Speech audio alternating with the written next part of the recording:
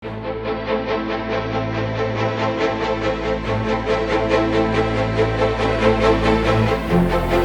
ni tuan-tuan dan juga puan-puan akan berada di produk inovasi kami di booth inovasi di Mindef Pavilion untuk 5 2025.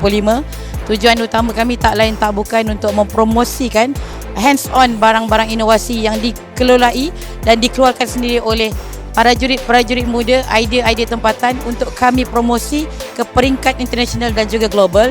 Di samping mencari kolaborasi yang lebih baik bersama dengan company-company daripada luar, dan juga yang paling penting dengan inovasi ia mampu mengubah dan meningkatkan penyampaian perkhidmatan dalam sesi pertahanan negara bagi membuktikan pertahanan negara lebih maju dan berinovasi seperti tema 5 pada hari ini, Innovate Today, Thrive Tomorrow.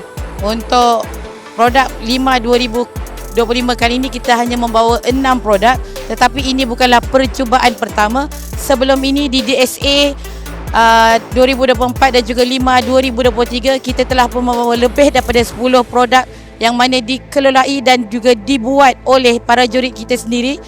Dan untuk 5 2025 kita akan ekstrakan lagi tambahan satu produk daripada 6 kepada 7 produk, yang mana produk itu memang dibuat oleh semua para jurid muda kita dan juga semua idea-idea tempatan. Dari segi sokongan, perlukan satu sokongan yang sangat besar.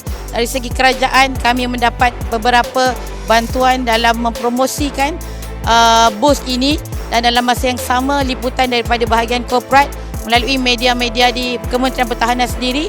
Dan selain daripada itu, selain daripada promosi, kami mendapat bantuan dari segi pengangkutan dengan kerjasama pihak services. Dan yang terakhir sekali, dari segi promosi, kami bekerjasama dengan beberapa kementerian untuk mempromosikan lagi barang-barang ataupun produk-produk inovasi di Kementerian Pertahanan. So thank you Kerajaan Malaysia dan thank you Kementerian Pertahanan Malaysia.